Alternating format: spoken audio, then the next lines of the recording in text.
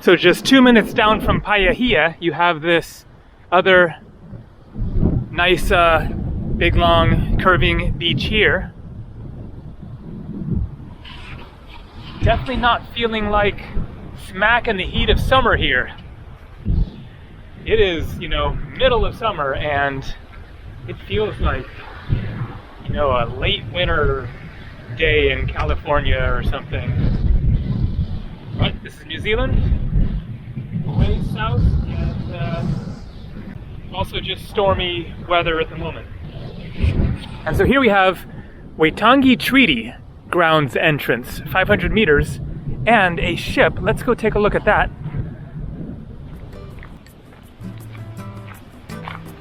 (1889 to 1955) Chelsea Sugar Company. The sugar boat is one of 6 lighters built in 1890 by the Chelsea Sugar Refinery in Birkenhead, Auckland. Each lighter is 96 feet long, made of Oregon and kauri, and carried up to 200 tons of sugar.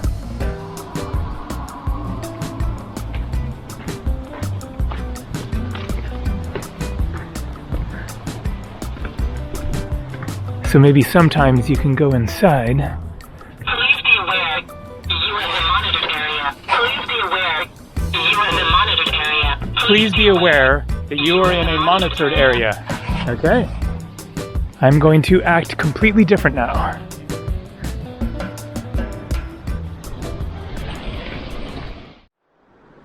Waitangi Treaty Grounds, our nation's birthplace. Wow. So I thought it was going to be just like a field with a sign or something like that, but it's looking like more of a production than that. Speaking of signs, this is a funny one. No dogs in or outside your car. You will be fine. Somebody deleted the D.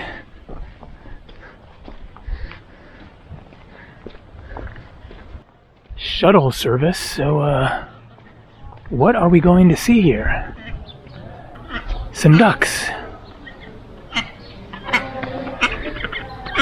Oh boy. Hey little kitties.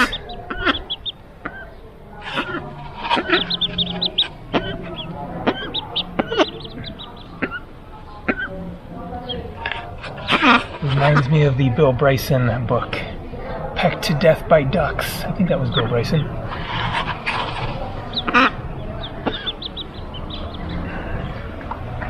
Huh. Okay. Well, what is this all about? Festival commemorations. I'm actually not sure that I want to bother with all this. So I think that I'm not in the mood for this. I heard her say next guided tour at 2:30. It's just kind of a whole touristy operation of historical import, certainly. But I think it's just going to be these little houses and some greenery. Museum, Maori Arts, store and theater, cafe, another museum, function center, treaty house.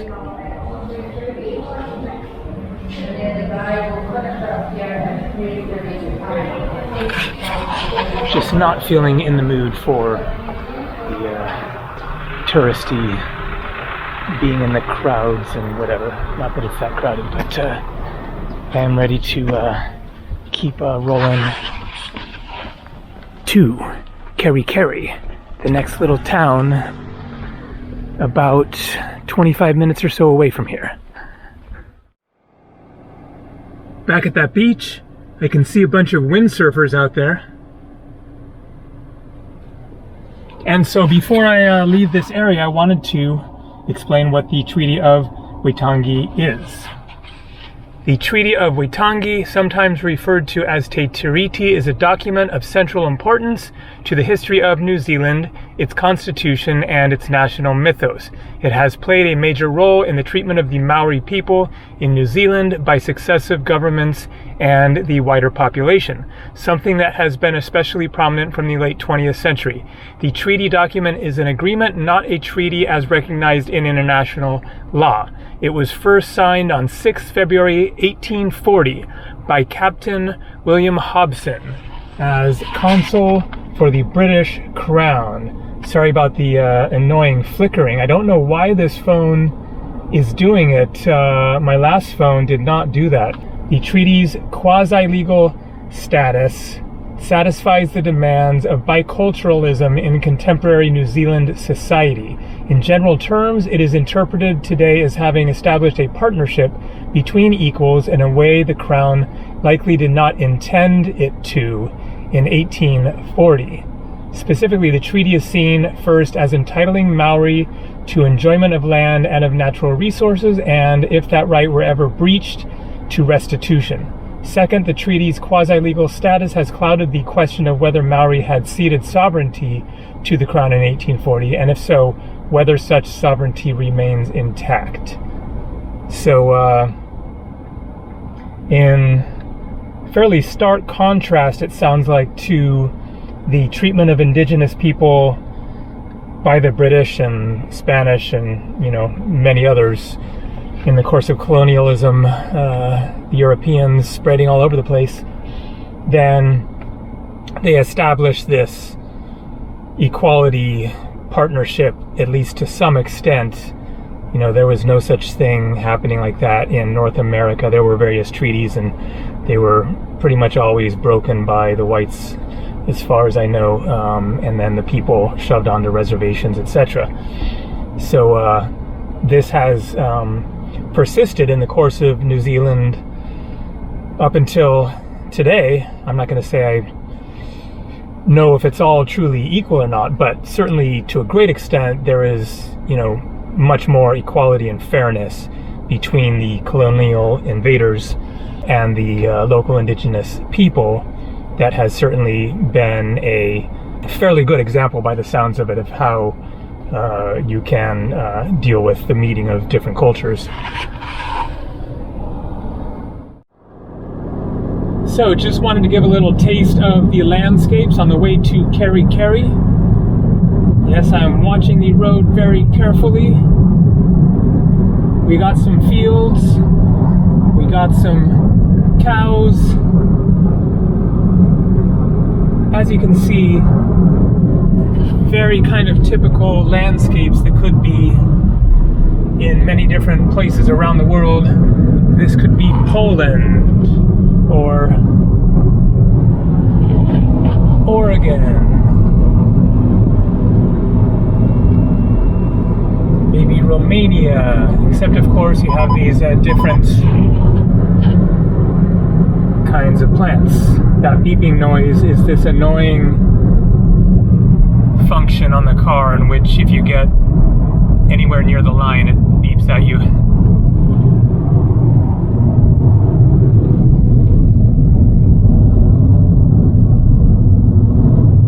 Sheep, farms, green grass, trees.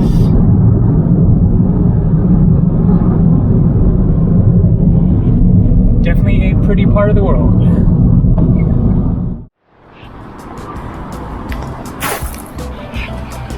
So I'm now on the edge of Kerikeri, and this is Keri berries, fresh fruit and ice cream, starting to sprinkle now. Just thought that I would show this pretty orchard. What do we got here? Best lemons. So Kerikeri is known for having lots of unique shops and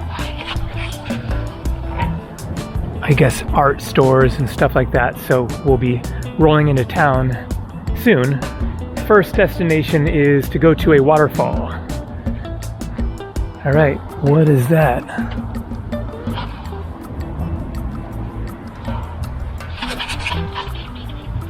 Doesn't smell like anything.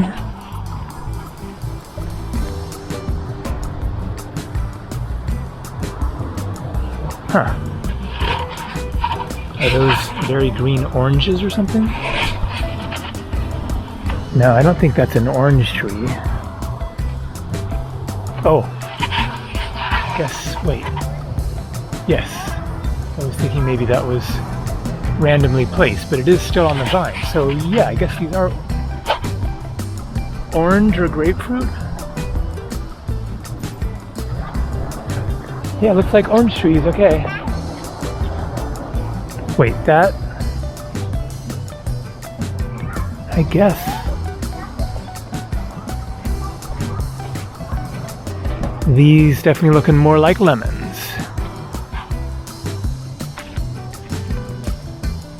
All right, let's head for Rainbow Falls.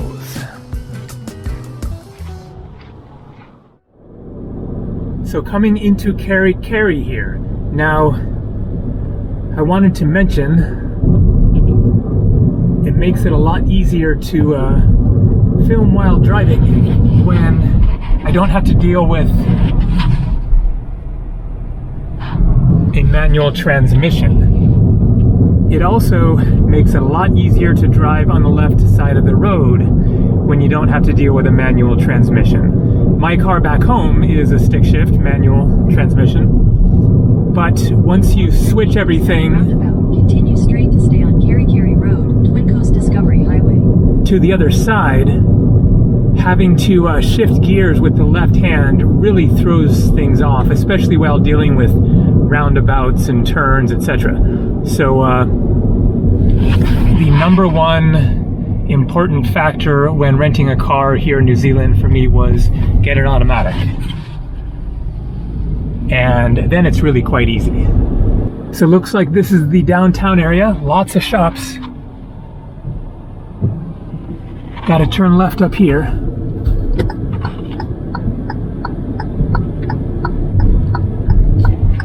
So maybe I will come back into town later. We'll see what the weather does. That is going to be a factor today. It's just really back and forth, rain and shine. So a pleasant little town here. Got some things to do by the looks of it. Man cave. What is that? Alright, turning right here. Historic sites. So that will definitely be a priority. Find the historic take the sites. second left onto Kerikeri Road, Quincas Discovery Highway.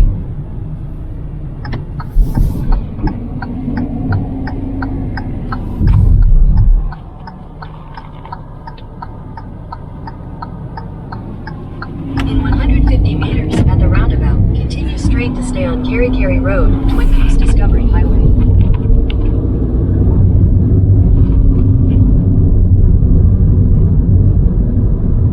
Alright, the roundabouts is where you really got to pay attention.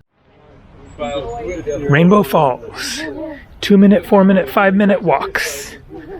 Nice and short. So it was pouring down rain just like 3 minutes ago. Then blue skies, now clouds back. It is one of those just all over the place, back and forth kind of weather days. Looking forward to some nice sunshine tomorrow for further adventures. And so there are also some longer walks. 30 minutes to Bypass, 40 minutes to Edkins Road, 1 hour to Kerikeri Basin. And here it is right here. Pretty spectacular. That is a big one. You don't want to go over that.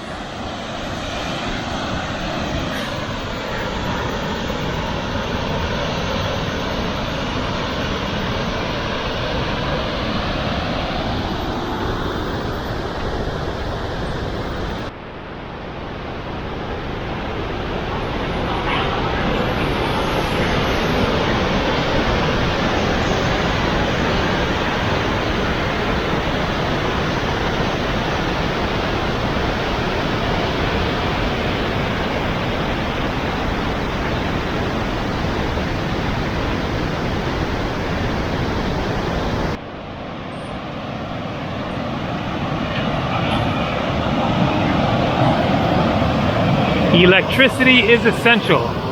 Prospective Kerikeri land buyers told George Alderton in 1928.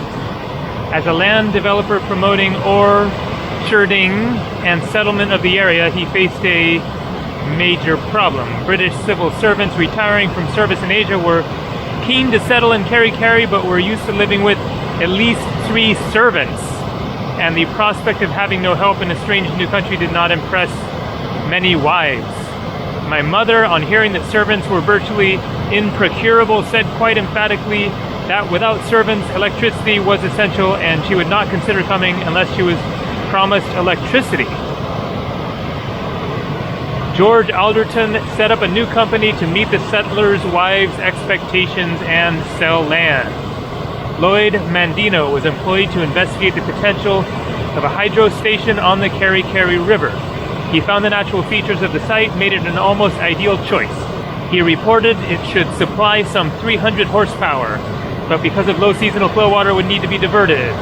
At the end of 1929, the Alderton Utility Company began constructing a dam and intake. So, I guess that's what that is.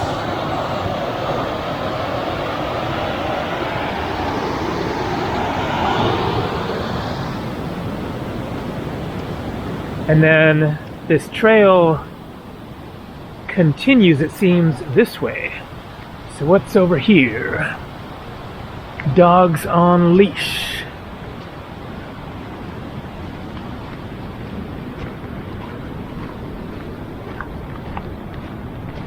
Just some fields, I guess.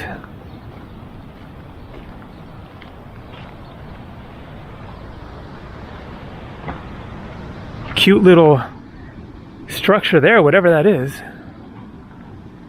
All right, let's wander down the trail the other way a little bit. And look at this strange looking contraption. I guess it is for trying to prevent the transfer of seeds or something between the 2 different areas. Keep left.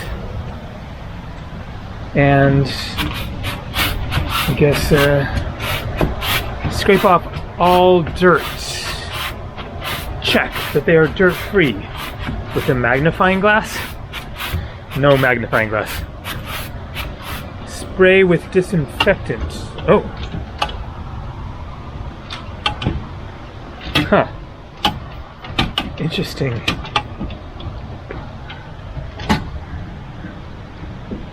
Kiwi zone.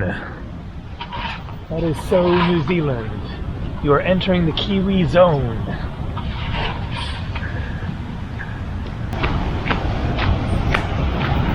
Oh great, we'll get another view of the waterfall from straight on. Excellent.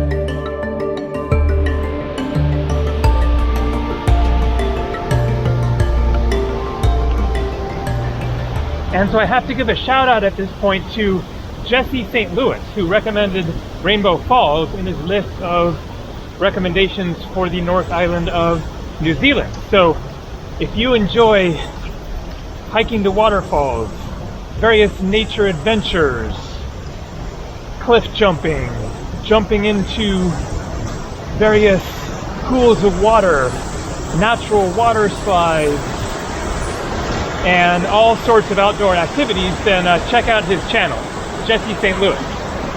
Very fun, adventurous stuff.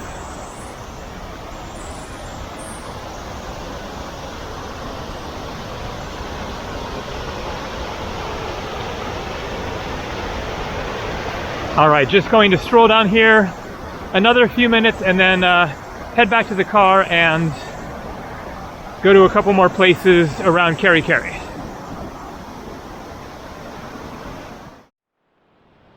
So I just saw a sign that said Te Ahurira Old Stone Store, which sounded interesting, so I drove on down here.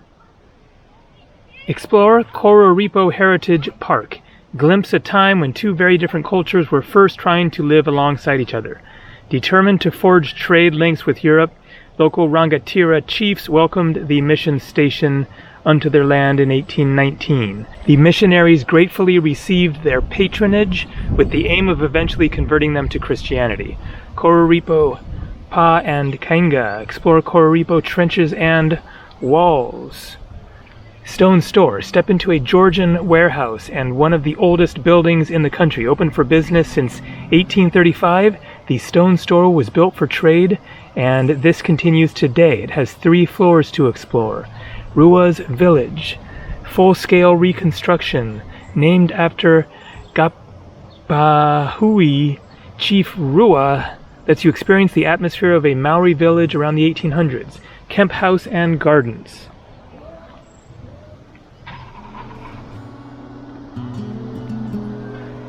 Quite a lovely scene here. Lots of ducks. But are there kiwis? Well, I see some. Those two-legged things. Probably some of them are kiwis. Maybe some are from elsewhere.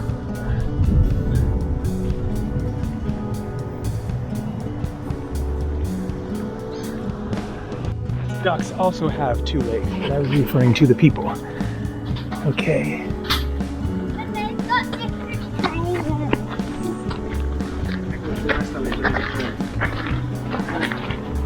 Stone Store. Okay. What do we got here? Apples? I think so.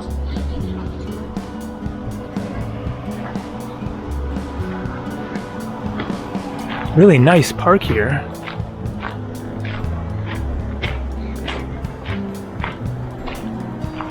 Honey House Cafe. Okay, I think up ahead here is the Old Stone Store.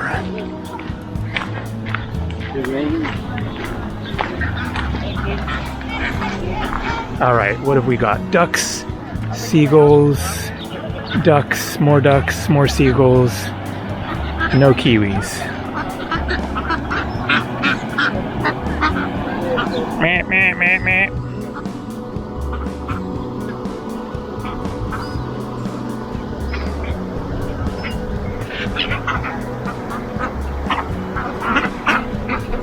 Meh, meh, meh, meh, meh, meh.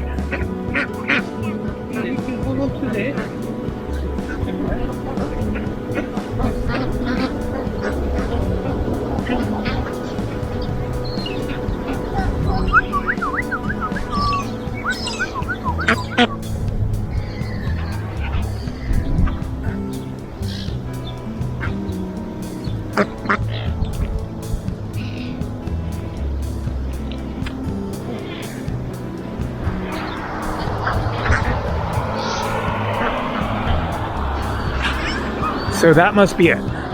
The old stone house. It looks old, it looks stoned.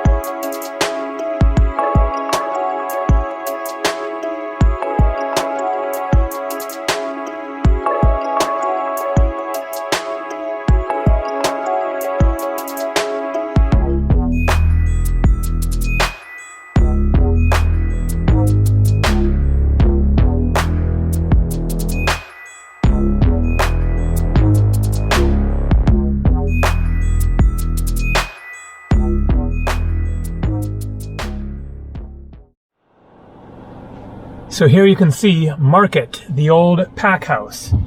This was one place that was recommended, but it closed at 2 o'clock. It's right on the way heading back to my hotel, so I decided to just stop here. Looks like some good food options. Dosakai. Hangi Brothers. Each hangi includes chicken, potato, kumara, pumpkin, cabbage, and stuffing. Pork, chicken, beef, potato, kumara, pumpkin, cabbage, and stuffing. Never heard of a hangi before. I guess maybe it's a Kiwi thing. And then pies. Northland Fine Food Bacon and Egg Sandwich. Mussel Fritters. Takeaway Cafe. Dine-in Cafe. So good place to come to eat and drink, it looks like. But maybe another day. All right, that is going to do it for this day of exploring. Heading back to my room. Stay dry and warm, and tomorrow is another day in New Zealand, North Island. See ya.